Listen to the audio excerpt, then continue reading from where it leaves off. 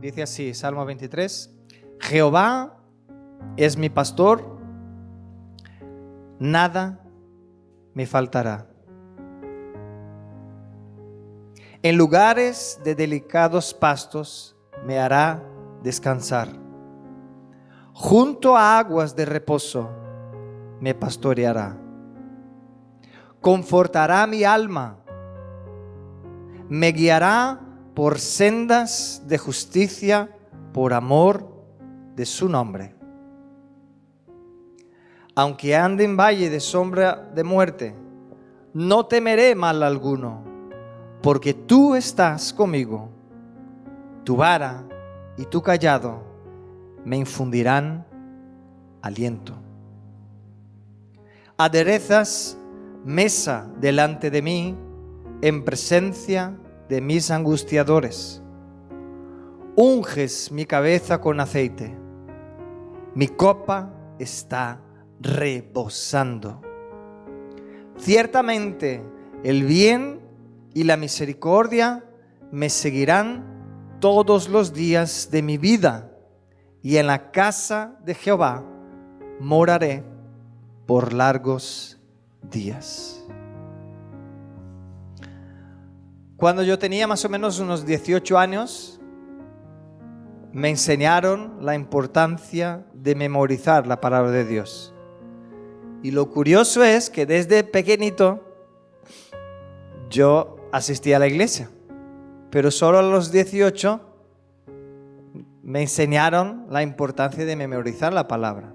Siempre me habían hablado de la importancia de la palabra, que hay que leerla, no conocerla, pero de memorizarla no me habían hablado nunca.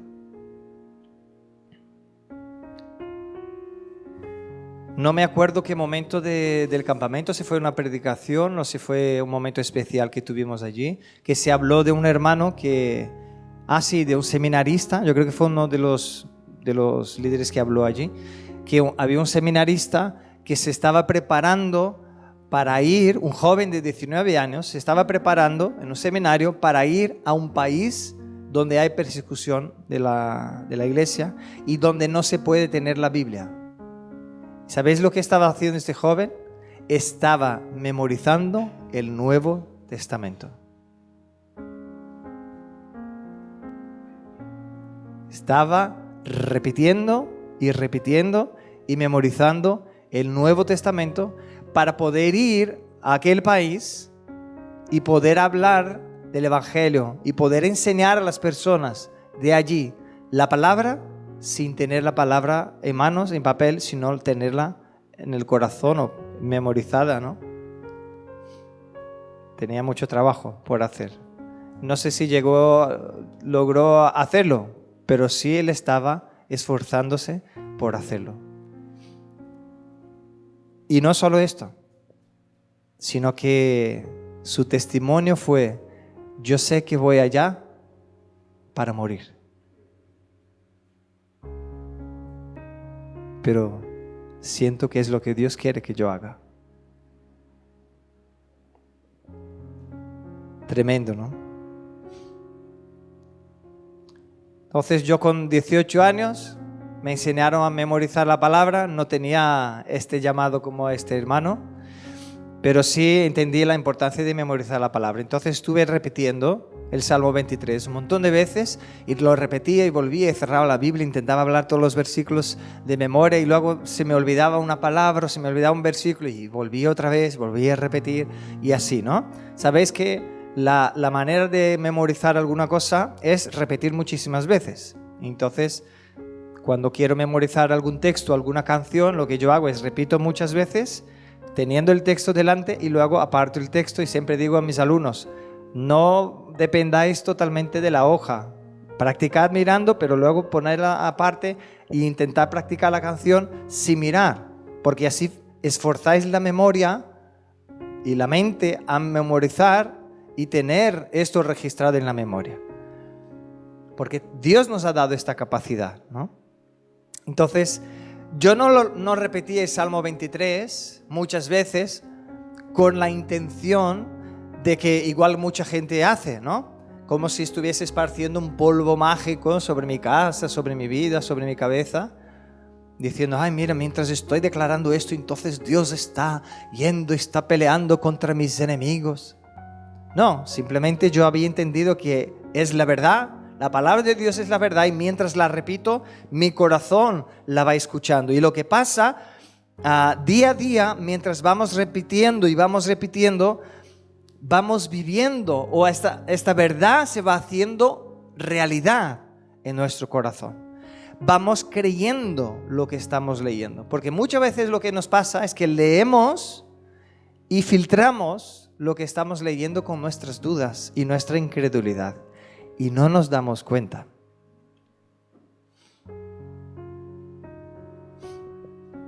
Ese salmo entonces estaba siendo como estos delicados pastos.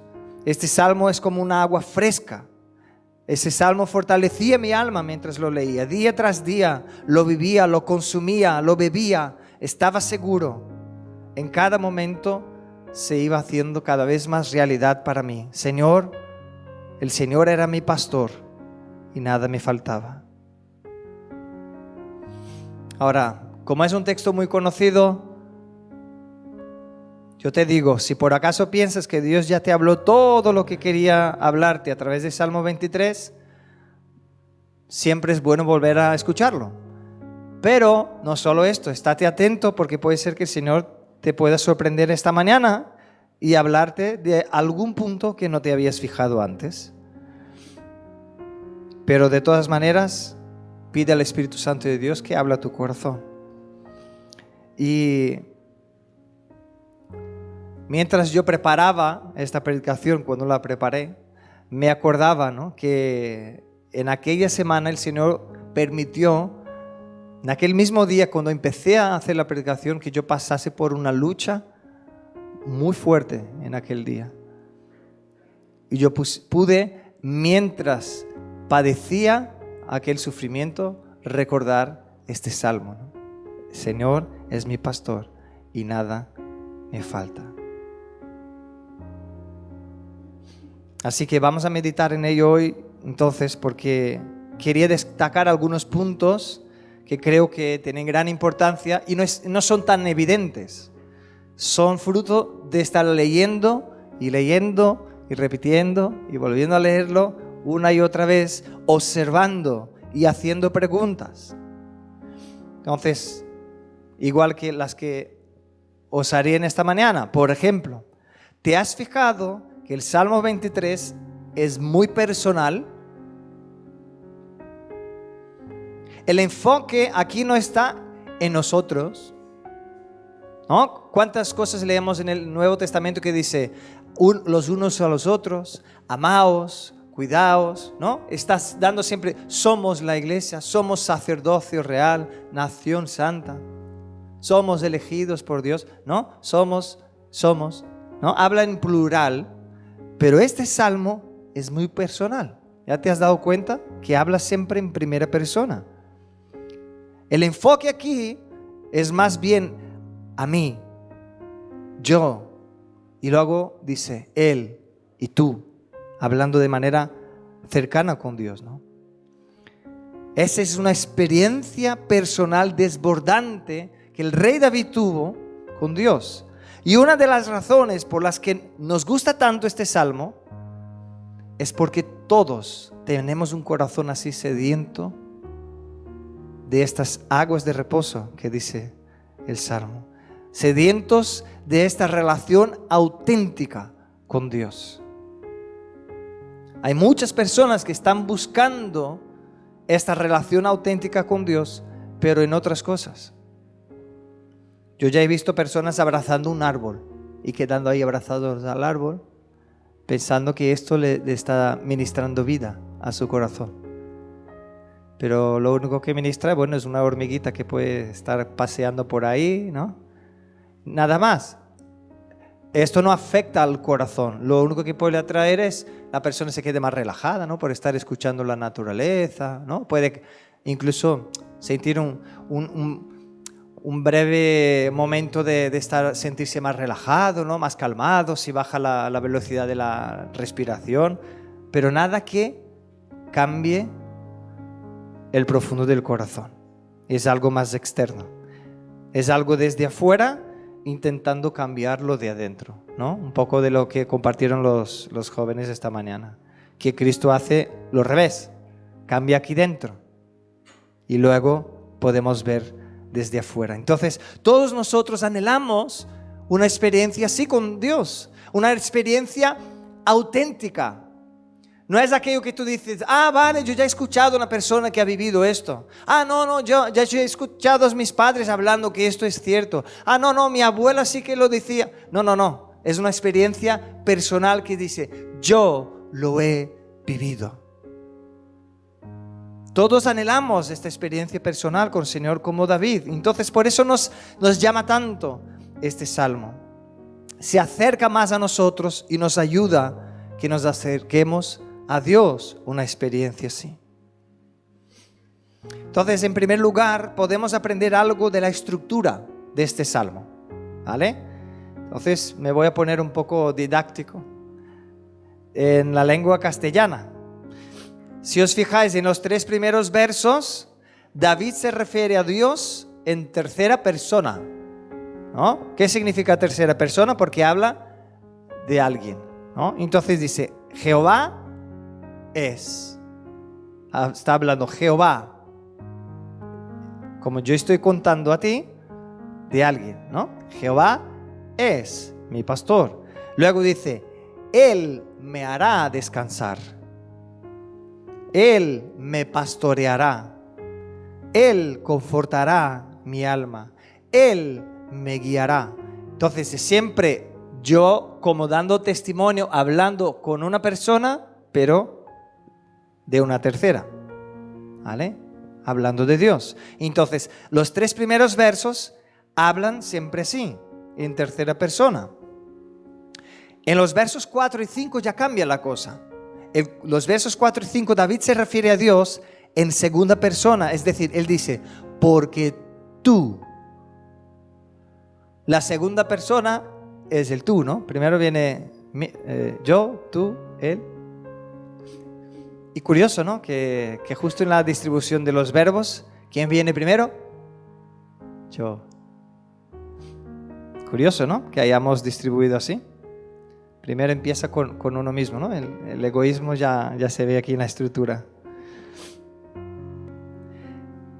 Pero David aquí habla directamente con Dios. Ya no está hablando de Dios a una persona, sino que está hablando directamente con Dios. Y él empieza a hablar en segunda persona. Dice, porque tú estás conmigo. Tu vara, tu cayado, aderezas mesa, unges mi cabeza. Esto está hablando directamente y ahora con Dios. Señor, así lo haces tú para mí. Y el verso 6, él vuelve otra vez a usar la tercera persona. Dice, en la casa del Señor moraré.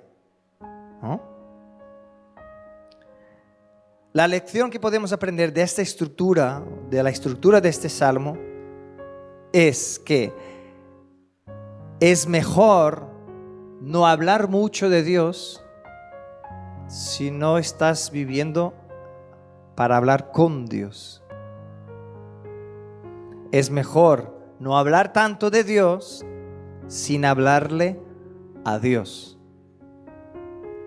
¿Cuántas personas ya has podido conocer que hablan mucho de Dios? Sabe un montón de versículos, pero tú ves reflejado en su vida que no tiene una vida de comunión con Dios, porque no tiene frutos.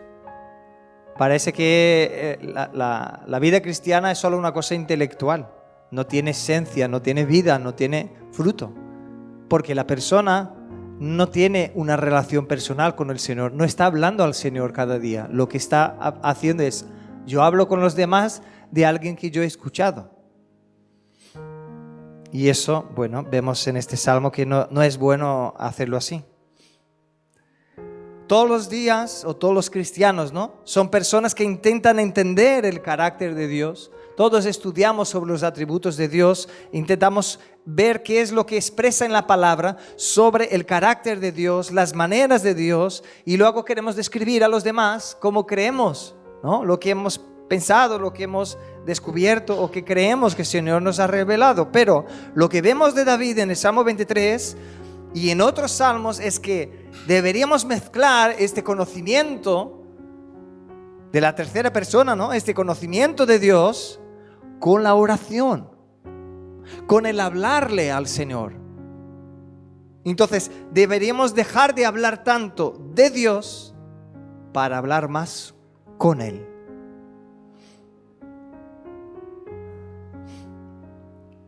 Desde niño yo conozco casas de recuperación, ¿no? ¿Qué se dice?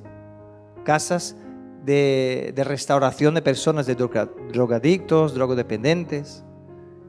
Y no os imagináis la cantidad de personas que yo conocí que llegaban borrachos, pero cayéndose, no aguantando estar de pie, y vas a hablar con la persona, aún en este estado, y sabes citar un montón de versículos. En Brasil pasaba un montón. La persona sabía un montón de versículos. Y ibas a hablar, Jesús, ya, sí, lo conozco. Y hablaba. Sabían textos y textos de memoria. Pero solo lo que uno que tenía era saber hablar de algo que escuchó. Pero no lo transformó en una vivencia personal. Entonces, lo primero que podemos aprender aquí es recordar que antes que estar hablando de Dios, el Señor espera que le hablemos a Él. Él nos llama a tener esta relación personal con Él. No solo hablar de alguien, sino que hablar con Él directamente, hablarle a Él. Es decir, después de que veas una afirmación o digas algo como Dios es generoso, estés con una persona que está dudando de la generosidad de Dios, tú puedes decir, no, Dios es generoso. Que puedas seguir esta afirmación diciendo, Señor, gracias por tu generosidad. ¿Ves que el primero estábamos hablando de Dios, Él es, y luego decir, Señor, gracias. Yo veo esta generosidad en mi vida. Gracias, Señor. Otro ejemplo, ¿no? Al terminar una frase como Dios es digno de gloria, deberíamos seguir a esto con una alabanza diciendo, Señor, adorado eres Dios, porque tú eres digno. Esto hace toda la diferencia, porque no es lo mismo cantar de Dios que cantarle a Él. Sí que debemos cantar de Dios, sí que debemos proclamar a Dios, sí que debemos anunciar las buenas nuevas. Pero si hacemos sin el fundamento de que tenemos una relación íntima con Él y personal con Él, queda algo vacío.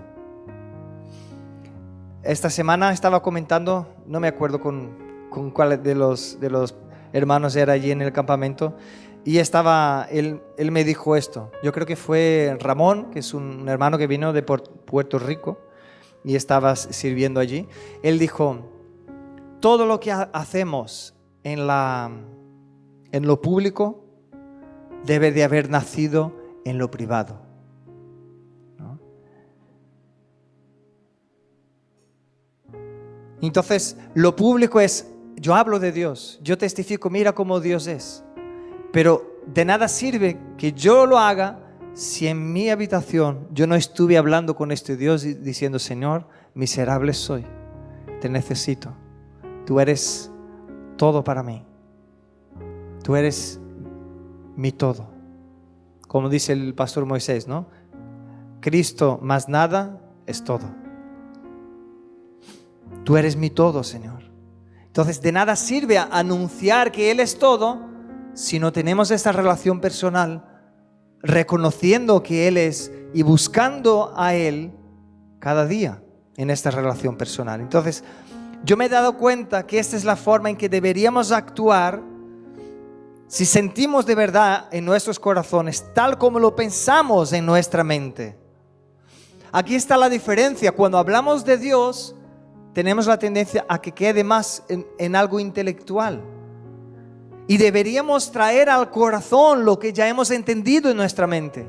Vale, yo lo he entendido. El Señor es mi pastor. Entonces yo puedo decir, Señor, tú estás conmigo.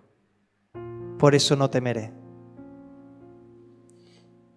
Y entonces cuando lo hacemos es cuando traemos al corazón.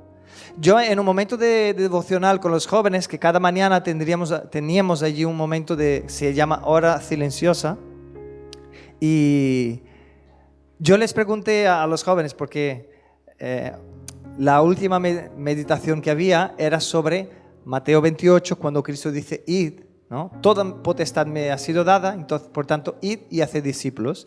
Y el final del texto dice, enseñándoles a guardar.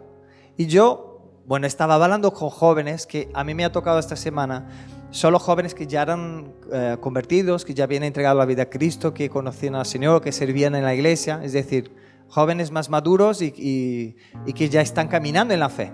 Entonces yo les he preguntado, ¿vosotros sabéis lo que es ser un discípulo? Y dijeron, bueno, creemos que sí. Vale, entonces, ¿cómo tú, como discipulador, vas a enseñar a una otra persona a guardar la palabra? Entonces se quedaron así. Madre mía, me he quedado ahora. Algunos usaron unas expresiones tanto graciosas y no supieron responder. Pero algunos dijeron, no, pero es Dios aquel que ministra el corazón de la persona y la ayuda a guardar. Yo sí, pero Él dijo aquí que Él nos comisionaba a enseñar a las personas a guardar. Entonces, ¿cómo vas a enseñar a una persona a guardar la palabra de Dios? Quedaron así todos parados sin saber qué decir. Y es lo que estamos meditando hoy, es esto. Es hacer con que salga de la mente y que baje al corazón. ¿Y cómo lo hacemos? ¿Cómo podemos ayudar a que una persona lo haga? Mientras leemos la palabra de Dios, dejar de decir algo como si fuese en tercera persona y traerlo a la primera. Es decir, a la primera y a la segunda, ¿no?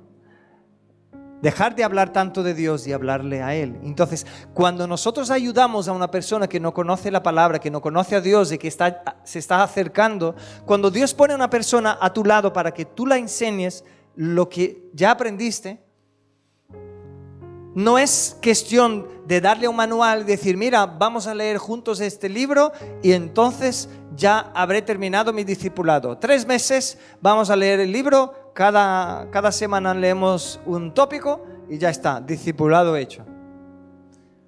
Pero no fue esta clase de discipulado que Cristo nos mandó a hacer. Porque esto la persona no aprenderá a guardar, aprenderá la teoría. Incluso puede memorizar todo lo que está allí y contestar enseguida. Pero entonces, ¿cómo lo hace para que guarde? Porque cuando habla de enseñar a guardar, es enseñar a la persona a vivirlo, a que baje de la intelectualidad y que entre en su corazón. Entonces, la manera de hacerlo es ayudando a la persona a aplicar en su vida. Y una de las maneras es esto, ¿no? Una de las maneras es esta, es cambiar, no hablar tanto de Dios, sino que hablarle a Dios directamente. Cuando hay textos, ¿no? Como los Salmos dice, dichosos son los que no andan en camino de pecadores. Después de leerlo, tú puedes decir, Señor, dichoso soy yo, porque busco no andar en camino de pecadores. Y luego cuando llega el segundo versículo, ¿no? Que dice, mi placer, mi deleite está en tu ley, Señor. Porque allí usa la tercera persona, dice, su deleite está en la ley del Señor. Si tú te quedas con solo su deleite, no lo haces personal, no lo haces tuyo. Ahora, cuando tú lo haces tuyo, dices, Señor, mi deleite está en tu palabra, está en tus mandamientos. Y luego tú puedes decir, ¿será que de verdad está? ¿Veis? Porque cuando lo hacemos, entonces traemos personal y decir, Señor, yo reconozco que no. muchas veces yo no tengo en cuenta tus mandamientos. No son mi deleite. Yo me deleito en otras cosas. Tengo ganas de hacer otras cosas, invierto un montón de tiempo, pero en tu palabra. ¿Veis? ¿Por qué podemos hacer así? ¿Por qué podemos mirar nuestro corazón? Porque lo estamos trayendo, estamos cambiando. Ya no es hablar de, sino que es traer a nuestra aplicación personal, a nuestra vida. Y es tremendo cuando lo hacemos. Y aquí podemos ver que esta experiencia profunda con Dios, este salmo está exponiendo dentro de su estructura, cuando habla en tercera o en primera persona. Entonces, vamos a ver, ¿cuántos de vosotros os despertáis por la mañana pensando, wow, hoy sería increíble si pudiese tener un cólico en los riñones? Wow, sería un día estupendo. ¿Quién dice esto? O se despierte en la mañana diciendo, sería un día genial si me diese un golpe en el dedo pequeño, ¿no? del pie. Sí, viene. Nadie despierta por la mañana anhelando pasar un dolor, principalmente dolor agudo, ¿no? Fuerte. ¿Cuántos buscan la angustia igual que buscan las vacaciones, ¿no? Decir, mira, vamos a salir de vacaciones, entonces ¿dónde vamos? Vamos a planear, vamos a reservar una plaza, ¿no? En un hotel. ¿Cuántos buscan así la angustia? Decir, mira, este mes de agosto queremos pasar un poquito de angustia, entonces ¿dónde vamos para sufrir un poco? Nadie lo hace. ¿Y por qué no hacemos? Porque es natural del ser humano no buscar la angustia, sino que huir de ella, estar lo más cómodo, lo más a gusto posible. Es lo normal nuestro. Ahora, Cristo nos dijo, estas cosas os he hablado para que en mí tengáis paz. En el mundo tendréis, ¿qué? Aflicción. Entonces, aunque nosotros no buscamos la angustia, aunque nosotros no buscamos el dolor, aunque nosotros no buscamos las tribulaciones y las aflicciones, allí están. Están en el orden del día. Entonces, ¿qué hacemos con ellas? Podemos aprender en la estructura de este salmo que una de las cosas que necesitamos hacer es no solo hablar del Señor, sino que hablarle a Él. Entonces, ¿cuánto tiempo dedicas en tu día para hablarle al Señor? Y cuando te digo hablarle al Señor, no significa el momento que tú estarás completamente a solas en tu casa, con tu Biblia delante y ahora tengo mi momento de devocional. No. Durante el día, mientras estás trabajando, mientras estás caminando, mientras estás comiendo, mientras estás... ¿Cuánto tiempo dedicas para hablarle a Él? ¿Os acordáis, no, de la importancia de hacer preguntas mientras leemos la Biblia? Entonces, algunas preguntas que podemos hacer en este texto es, ¿por qué será que David cambia de persona precisamente en el verso número 4? ¿Por qué será que lo hace? ¿Ya os habéis fijado? Justo en el verso 4, él estaba hablando de Dios, en verso 1 y 2 y 3, y luego en el 4, cambia y dice, tú, vara, tú callado. ¿Por qué no continúa diciendo, aunque yo pasase, no, aunque yo pase por un valle de sombra de muerte, no temeré mal alguno, porque Él está conmigo, porque su vara, porque su callado, porque Él no siguió usando la tercera persona, ¿por qué cambió la primera?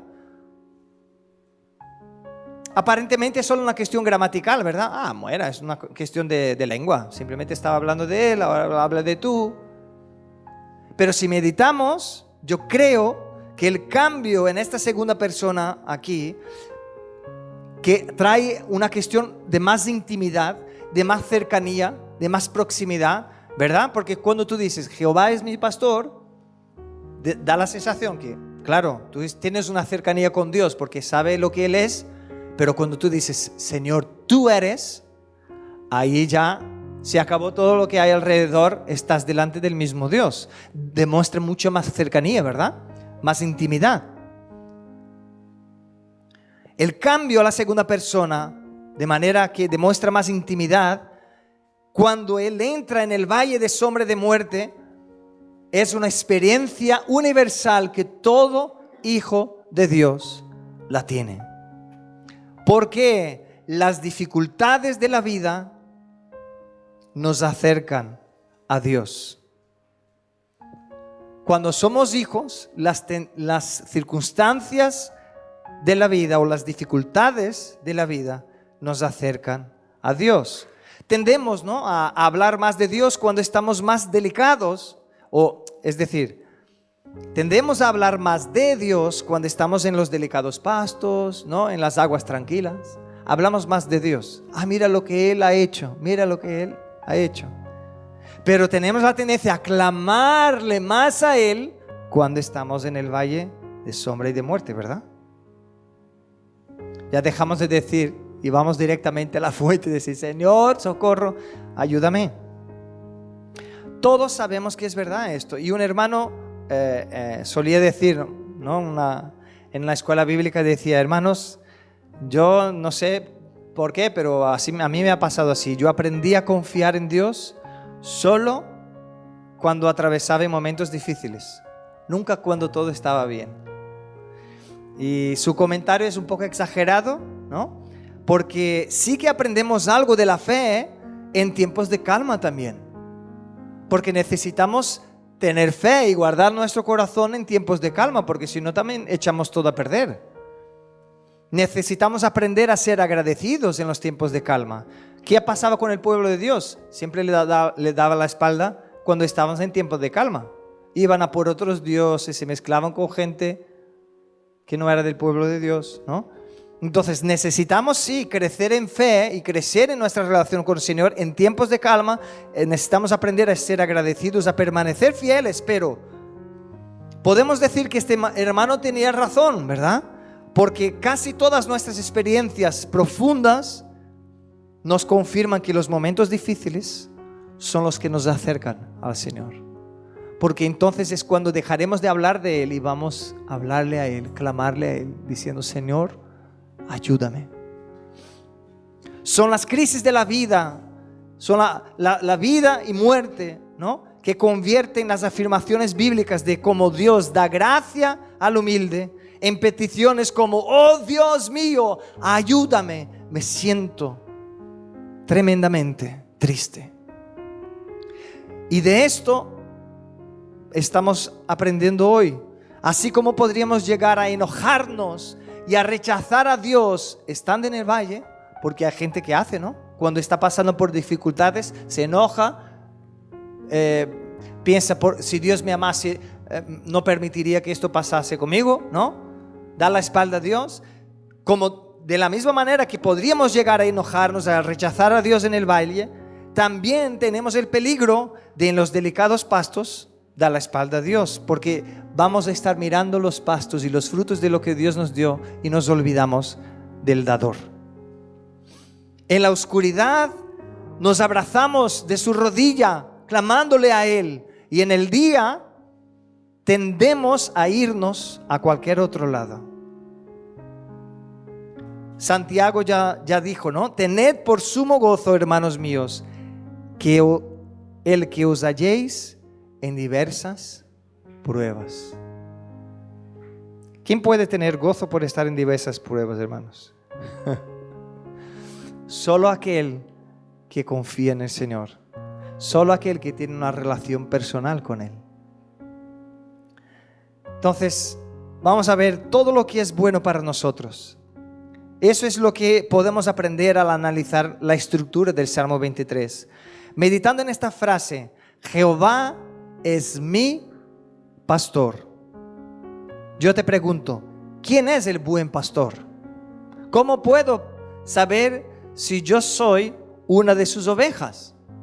¿Cómo tú puedes saber si eres una de las ovejas de Cristo? En Juan 10, capítulo 14 al 16, Cristo dice: yo soy el buen pastor y conozco mis ovejas, y las mías me conocen, así como el Padre me conoce, y yo conozco al Padre, y pongo mi vida por las ovejas. También tengo otras ovejas que no son de redil, aquellas también debo traer. ¿Y qué dice?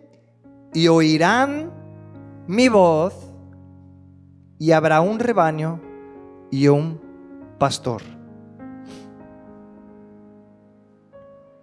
Y si avanzamos un poco más, los versículos 27 y 28, vemos que dice, mis ovejas, ¿qué hacen sus ovejas? Dice, oyen mi voz. Entonces, ¿qué es lo primero que las ovejas hacen? Oyen la voz del pastor. Segundo dice, yo las conozco. Y tercero dice, ellas me siguen. Y el 28 dice, y yo les doy vida eterna, y no perecerán jamás, ni nadie las arrebatará de mi mano. Aquí no dice que los pastores oirán la voz de Dios, ¿sí o no? No dice los apóstoles oirán la voz de Cristo.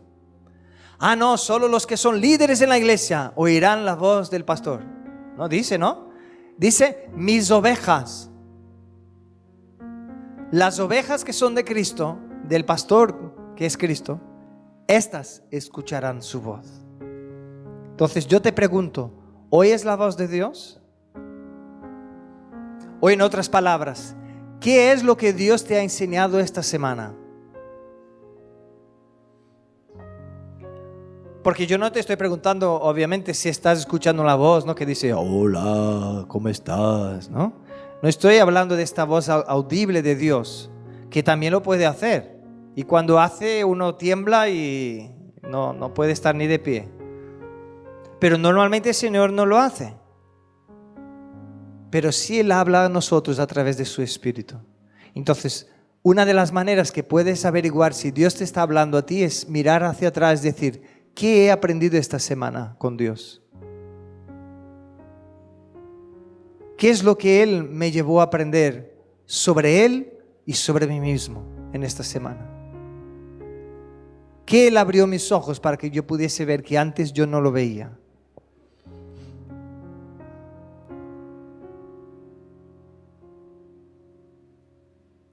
Si oyes a Cristo y tienes esa relación personal con Él, ahora yo te pregunto, ¿estás haciendo caso a lo que Dios te está hablando? ¿Estás haciendo caso a las palabras que Él te está enseñando? Porque el Señor siempre nos reta. Su palabra es más cortante que una espada de dos filos. Siempre está discerniendo los pensamientos y las intenciones de nuestro corazón. Y nos deparamos que las intenciones de nuestro corazón no siempre son las más bonitas.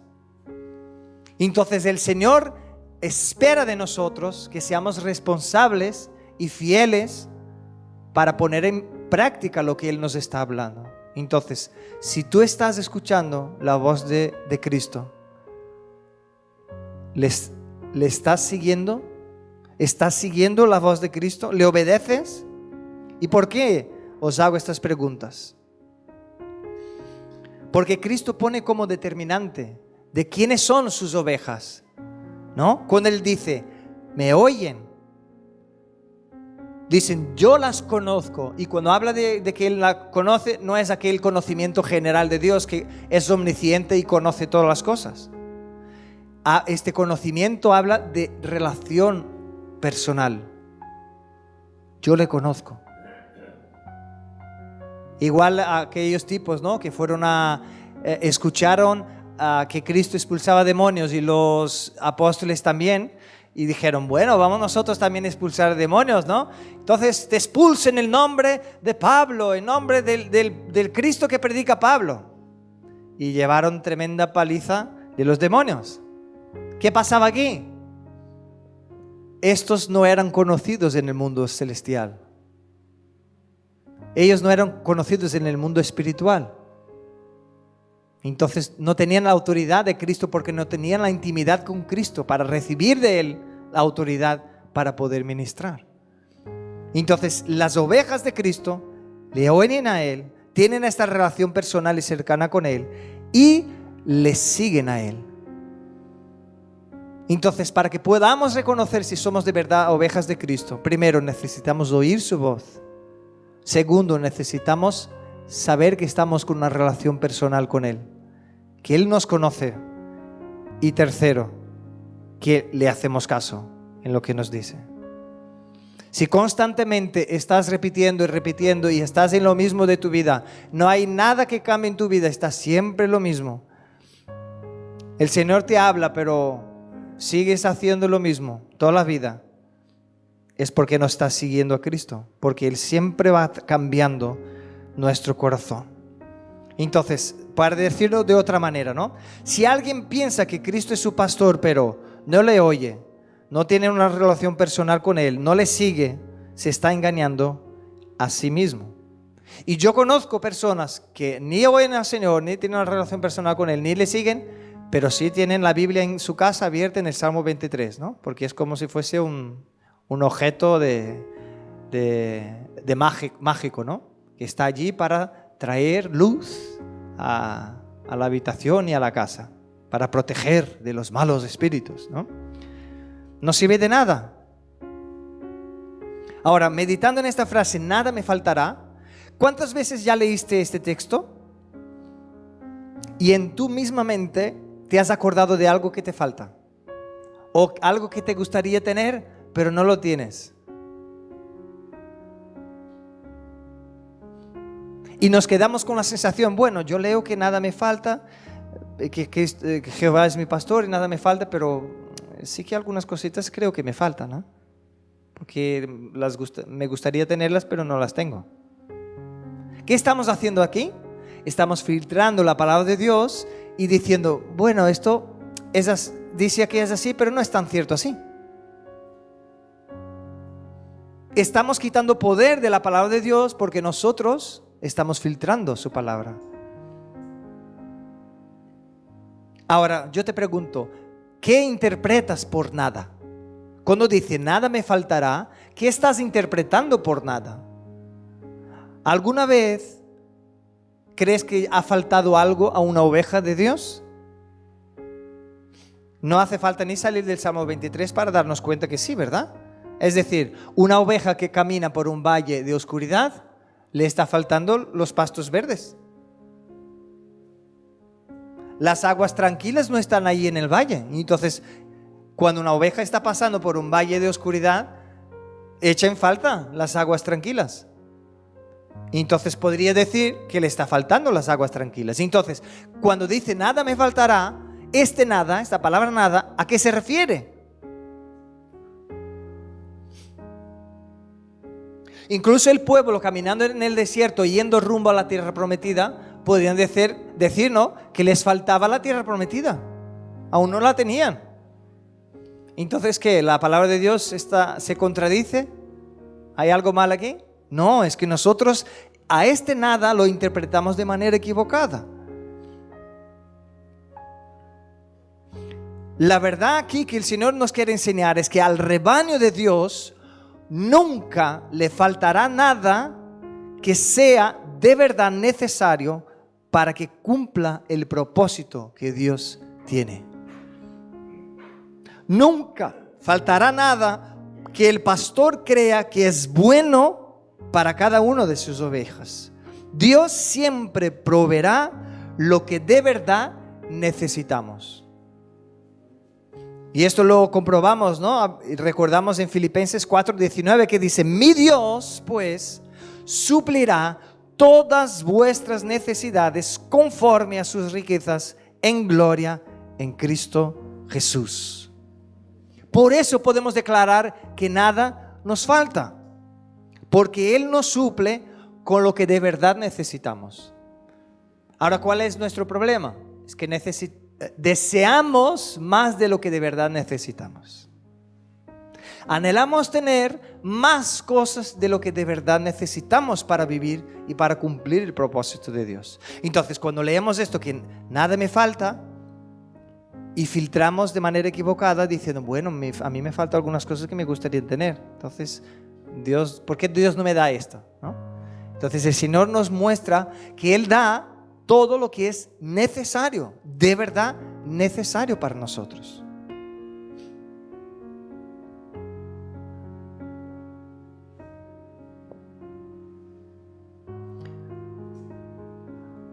Un niño de 3 años puede decir que su padre no le ama porque no le da un coche. Sería absurdo, ¿verdad? ¿Cómo se va a dar un coche a un niño de 3 años? Entonces no le ama, ¿no? Porque no le da un coche. No, es que no es necesario.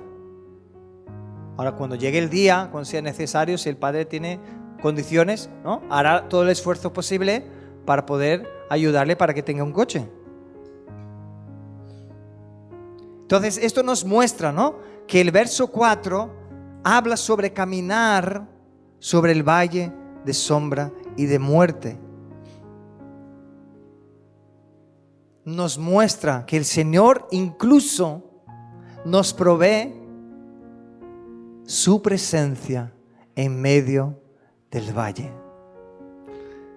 Y la imagen aquí es de peligro, valle de sombra y muerte, ¿eh?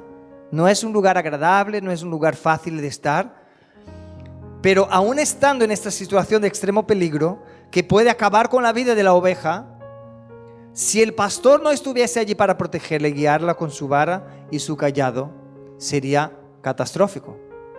Pero allí dice que no, dice, estando en un valle, tu vara y tu cayado me infunden aliento.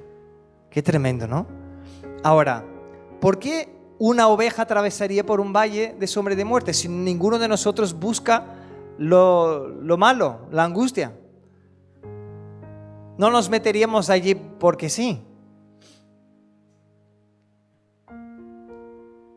Ahora, uno puede pensar, no, la oveja está en un valle de sombra y de muerte porque pecó, ¿no? Igual pasa a veces en la iglesia. Vemos a un hermano pasar una necesidad, pensamos, ¿qué pecado habrá cometido para estar allí, ¿no? Somos muy prontos a juzgar.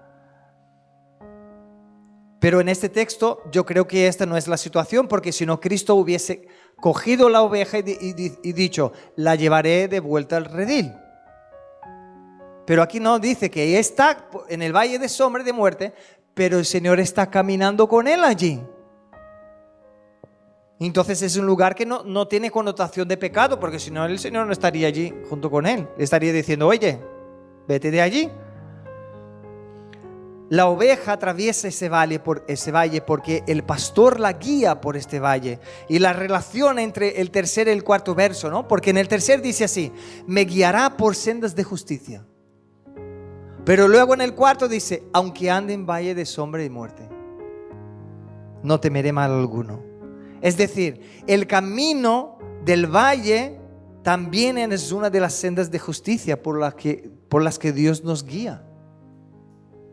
¿Cuántas veces, y cuántos versículos hay en la palabra que dice que aprendemos la perseverancia por lo que sufrimos? Incluso dice que el mismo Cristo, en Hebreos 5 dice, Cristo aprendió la obediencia por lo que sufrió. Ahora, claro, ¿por qué un pastor guiaría entonces un rebaño por un valle lleno de amenazas y muerte y peligro? La respuesta más acertada creo que sería para llegar a un lugar mejor. Es como mirar un pasto aquí, pero se está acabando la comida y el pastor lo sabe. Pero allá, al otro lado del valle, hay un pasto donde hay aguas, donde hay un lugar de descanso. Y el pastor sabe, el único camino que hay es el camino, pero es un camino de peligro, pero es necesario pasar por él. ¿Cómo seremos probados en nuestra fe? ¿Cómo adquiriremos la perseverancia si no es a través de circunstancias que nos intentan parar, de circunstancias que nos afrontan y que nos tentan a desistir? Porque la perseverancia se trata de esto. Aunque pasen cosas adversas, vamos a mantenernos firmes. Dios sabe que los delicados pastos para sus ovejas no están uno conectado al otro, ¿no?, sino que están separados muchas veces por tierras traicioneras. Abraham, cuando Dios le pidió a Isaac, estuvo en un momento de mucha tensión en su corazón que podría asemejarse a un valle de sombra y de muerte. Pero el Señor le dijo, lo quiero. Pero al final él pasó victorioso porque fue fiel al Señor. Entonces, creo, ¿no?, que podemos aprender del verso 4, que me pueden faltar muchas cosas. Es verdad, me pueden faltar unas tantas cosas. A mí me gustaría tener un avión, pero no lo tengo. ¿Para qué? Bueno, sería muy fácil, ¿no? Quiero visitar a mis padres. Bueno, hago un vuelo en un día, vuelvo después de 2 días. Como el avión es mío, ¿no? Pero ¿lo tengo? No. ¿Y por qué? Porque Dios no lo ve necesario. ¿Sería para qué? ¿Para lujo? ¿Para, no, egoísmo? No lo es necesario.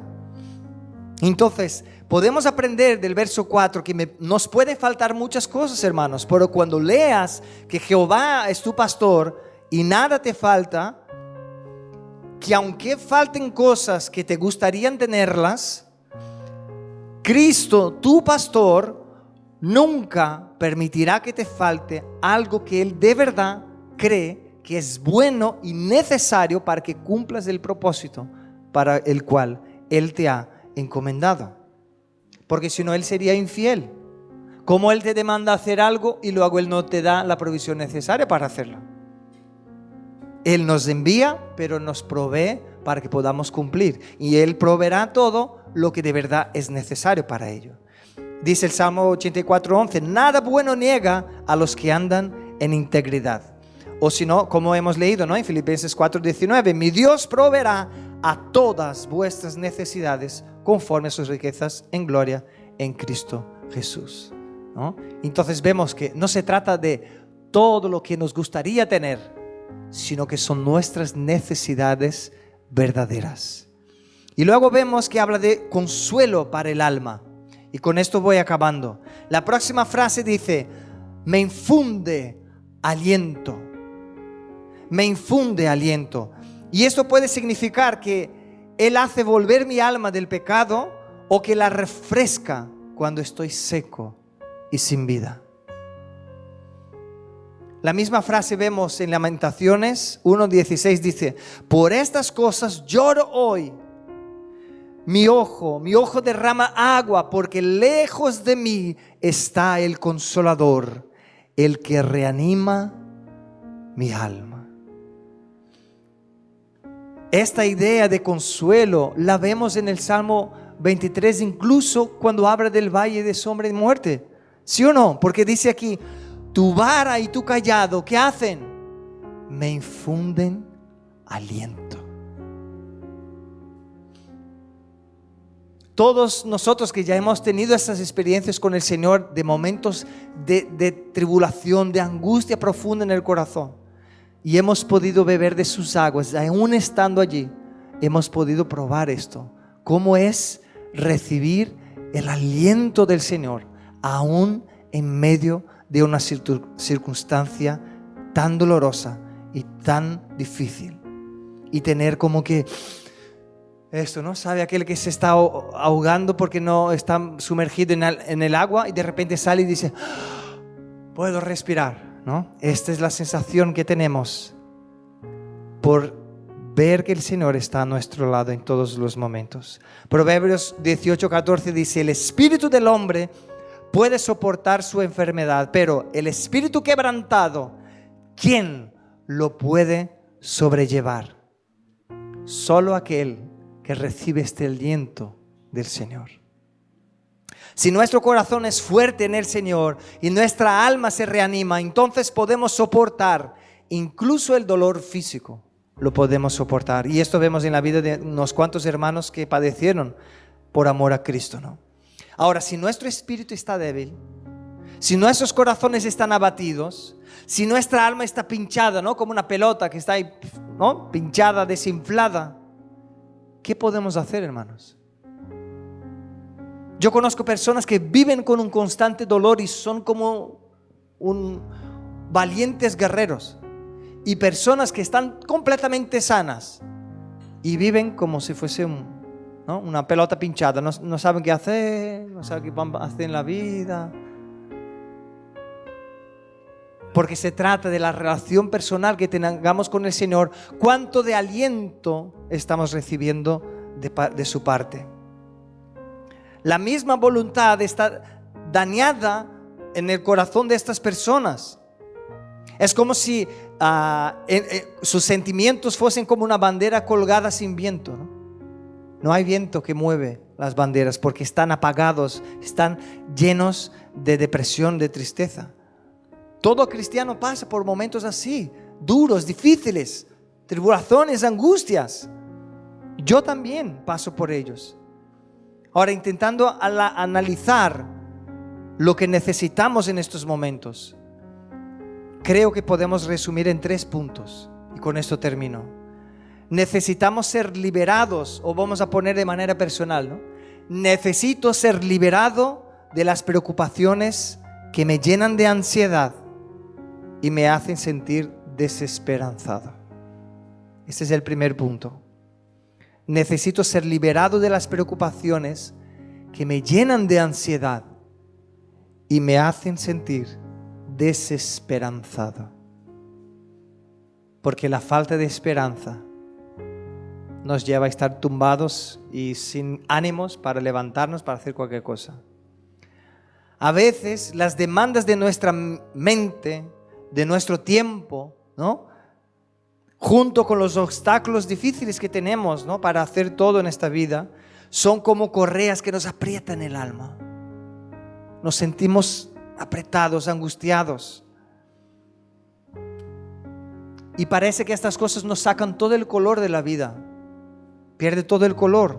Necesitamos sentir que estas correas se rompen y poder respirar, ¿no? Como he dicho en el ejemplo, como si estuviésemos hundiendo en el agua y podemos salir y respirar. Necesitamos esto. Y en segundo lugar, necesitamos ver algo hermoso. No me acuerdo quién hablaba de esto esta mañana, ¿no? De contemplar las montañas, de contemplar la creación del Señor. Ahora, piensa en esto, ¿no? ¿Sabe la sensación esta de estar en la cumbre de una montaña? No sé cuántos de vosotros ya habéis podido estar. O si no lo habéis podido estar, seguro que todos ya habéis, bueno, todos no, pero la gran mayoría volado en avión. Y cuando ves que sube y empiezas a ver todo aquello de lejos. O si no, vas viendo las nubes, que estás por encima de las nubes y dices, madre mía, esto es impresionante, ¿no? La sensación interna que tenemos de ser tan pequeñitos, de estar delante de algo tan grandioso, tan majestuoso. La vista de una belleza estupenda restaura nuestra alma, nos trae una maravilla, ¿no? Nos maravilla, pero cuando vemos la belleza de Cristo, cuando vemos la belleza de Cristo, cuando vemos la belleza de su amor por nosotros, esto sí restaura lo más profundo de nuestro corazón.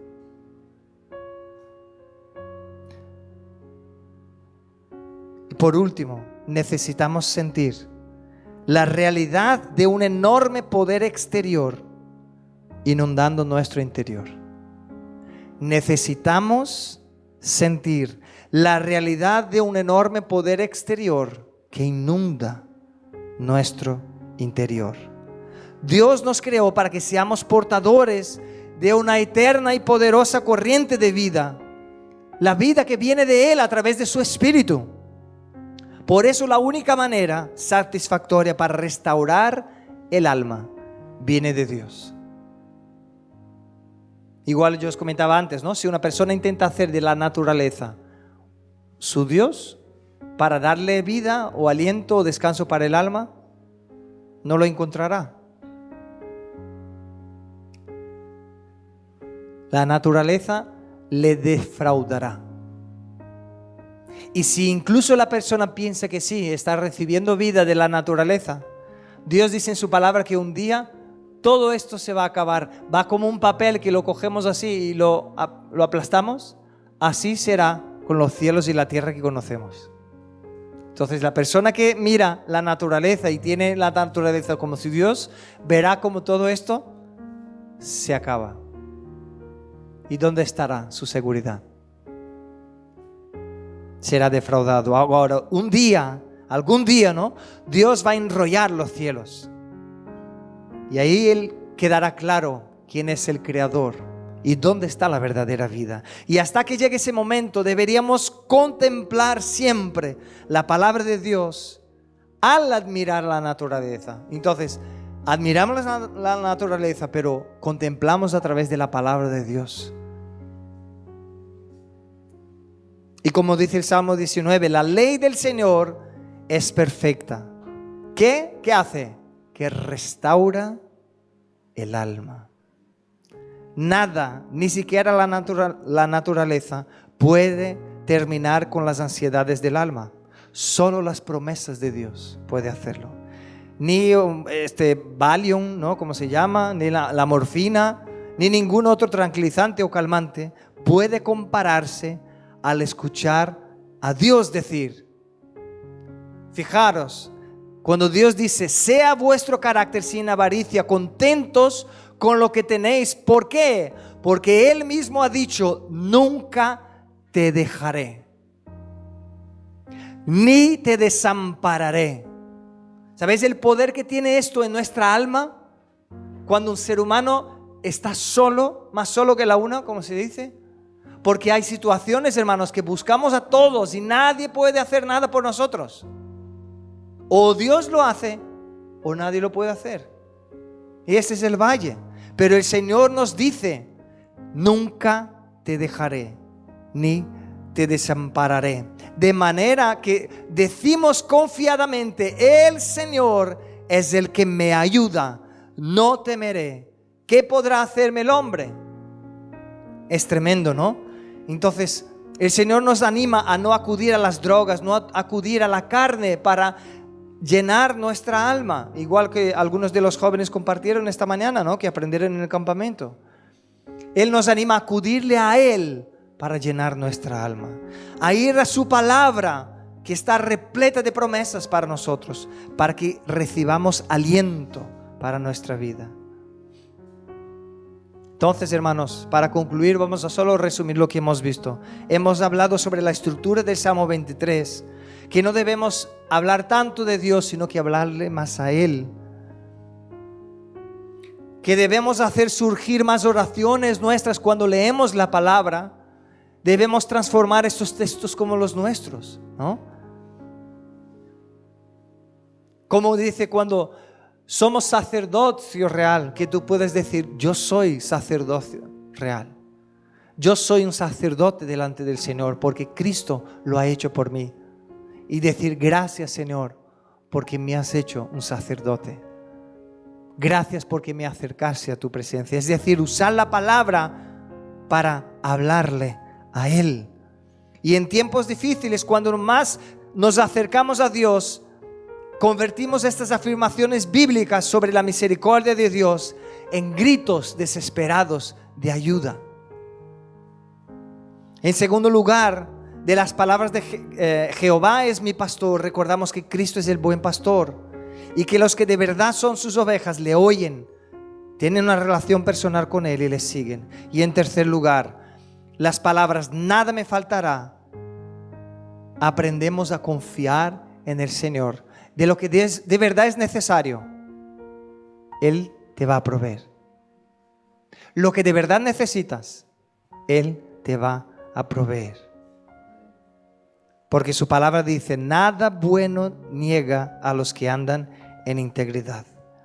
Y en último lugar, las palabras me infunden aliento. Aprendemos a esperar en el Señor en los momentos de dificultad, en los momentos de depresión, en los momentos de angustia. Aprendemos a esperar en el Señor cuando nos sentimos que nos falta la vida. ¿Sabe? Porque la mentira del diablo va a decir, mira, te falta la alegría, te falta la vida. Podías tener la vida que el otro tiene, pero tú no la tienes. Y cuando lees el Salmo dice, pero Señor, ¿dónde estás? Aquí dice que nada me faltará. Y entonces, con esta palabra me infunden aliento. El Señor nos ayuda a recordar que en estos momentos, cuando sentimos que nos falta la vida, a buscar esperanza en el Señor, en el poder de su palabra, en el poder de su Espíritu obrando en nuestras vidas y en su fidelidad de que Él cumple cada una de sus promesas. Amén. Aleluya. Vamos a estar de pie, vamos a orar.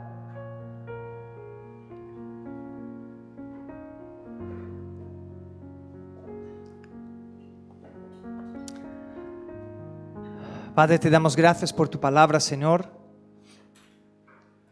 Aunque sentimos el calor que hace, Señor, en verano, eso nos deja un poquito más de sueño, Señor, pero entendemos tu palabra y nos asombra acercarnos a tu palabra, Señor, y ver cómo tú nos amas, Señor. Pedimos perdón, Señor, porque tantas veces leemos que tú eres nuestro pastor y por eso nada nos falta. Pero en nuestro corazón negamos tu palabra. Porque nosotros somos egoístas, Señor, y queremos mucho más de lo que de verdad necesitamos. Dudamos de que esta sea una verdad. Dudamos de tu amor, dudamos de tu bondad, dudamos de tu provisión, dudamos de tu cuidado y en definitiva dudamos del amor que tú tienes para con nosotros. Y pedimos, Señor, ayúdanos en esta mañana a de verdad reconocer, Señor, cuando miramos atrás, que tú nos has proveído, Señor.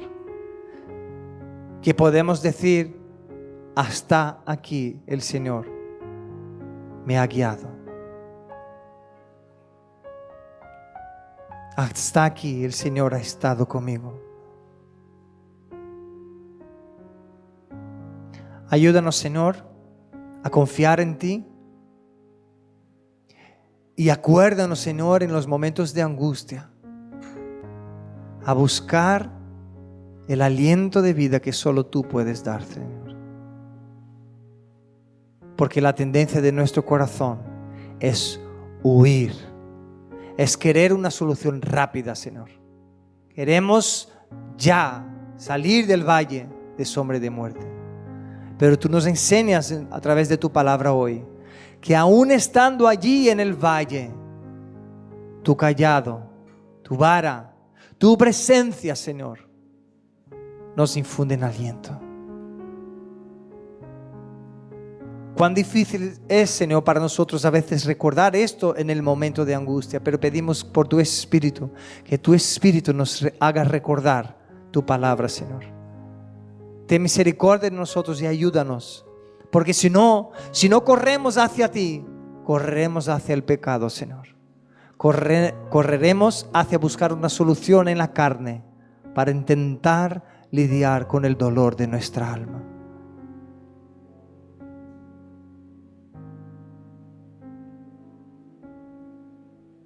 Queremos declarar como el salmista, Señor, por conocerte a ti, por tener esta relación tan cercana contigo, queremos decir, Señor, con fe, ciertamente, la bondad y la misericordia me seguirán todos los días de mi vida y habitaré en la casa del Señor por siempre. No porque confiamos en nuestra fuerza, no porque confiamos en nuestra destreza, no porque confiamos en nuestra fidelidad, sino porque confiamos en ti, Señor. Porque tú eres el pastor que nunca falla. Tú eres el pastor que está con nosotros en cada momento, no solo en los momentos de aguas tranquilas, pero también en los valles de sombra y de muerte. No solo el pastor que nos da alimento, sino que aquel que también aderezas delante de nosotros un banquete, aunque sea en presencia de nuestros enemigos. Pero ahí lo das. Allí estás tú, Señor. Ayúdanos a recordar en esta mañana tu fidelidad y tu bondad, Señor. Que tú eres fiel y cumples cada una de tus promesas, Señor. En el nombre de Jesucristo pedimos.